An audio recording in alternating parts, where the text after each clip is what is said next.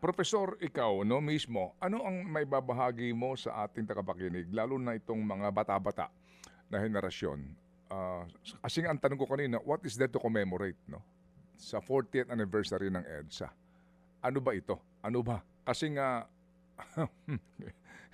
hindi ba, 40 years after, yung pa rin pinag-uusapan natin eh. And ironically, 40 years after, nakaupo yung junior. Yes. Tama po. Kaya doon nga sa ating unity statement na pinirmahan ng mahigit 300 individuals, leaders mula sa iba't ibang sektor at organisasyon at mahigit 100 organizational signatories, ang binibigyan din talaga natin doon sa unang bahagi pa lang, we acknowledge, tinatanggap natin na yung realidad ay hindi na bago, hindi na pabuting ganap ng mga sumunod na administrasyon, ng lahat ng administrasyong post-EDSA, ang buhay ng mga Pilipino. Nakadalawang Marcos na, nakadalawang Aquino na. Sa 2028, baka makadalawang Duterte pa pag hindi na-impeach si VP Duterte. Puro dynasty ang namumuno sa atin, puro may connection sa oligarchs at big business. Napabayaan ng taong bayan natin, marami pa rin nating kababayan na naghihirap, namamalimos para makapagpa-ospital, etc. etc.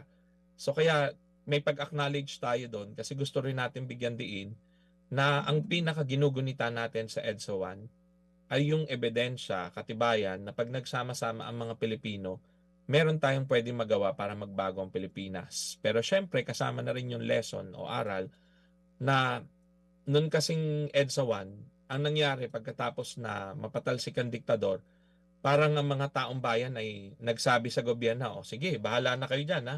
Kaya nyo na yan. Yun ang pagkakamaling taong bayan. Dapat ang pagbabantay ay tuloy-tuloy.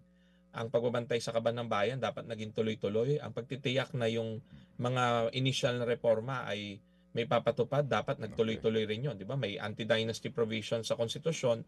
Pero from 1986, pinabayaan lang natin na hindi na-implement ng Kongreso. Ngayon pa lang tayo mas naging aware at conscious na kailangan pala yan. Kasi pag sabay-sabay, sunod-sunod sila sa pwesto, talagang nanakawin nila ang pera at magtatakipan sila pag nabuking na.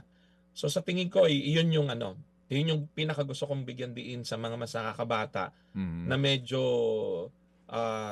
sabihin na nating apathetic or negatibo ang tingin na nag-EDSA 1 na nun, wala nangyari. Ang sagot naman natin, may nangyari naman kasi ngayon, relatively speaking, kumpara noon, mas malaya tayo makapagpahayag ngayon.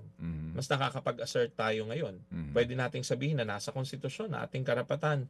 Dapat sundin ang mga nakasulat dito sa Bill of Rights, etc. etc. So, may ilang mga karapatan din tayo ngayon na na-enjoy na produkto rin ng pakikipaglaban natin mula noon pa, kagaya ng free education, di ba? Dati wala yan. Okay. Pero 1986, sinimulan na yan sa debate sa Constitutional Commission. Noon pa lang may mga nag-giit na bilang impact ng EDSA 1 dapat maiahon sa kahirapan ng lahat, gawin libre ang edukasyon hanggang college. Nung sabotohan sa CONCOM, natalo pa yun eh.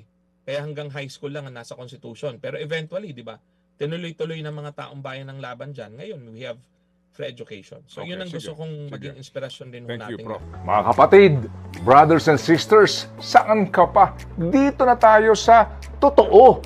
Dito na tayo sa True FM. Mga kapatid, mag-subscribe and follow po kayo sa social media accounts ng True Network PH. Yan po kami. Hanapin nyo lang True Network PH, Facebook, Instagram, YouTube, TikTok, and podcast. Mapa-Apple or Spotify man yan, mahahanap nyo kami. Lahat ng mga napapanood at napapakinggan nyo po sa programa, nasa social media accounts namin yan. So, paano mga kapatid? See you sa social media!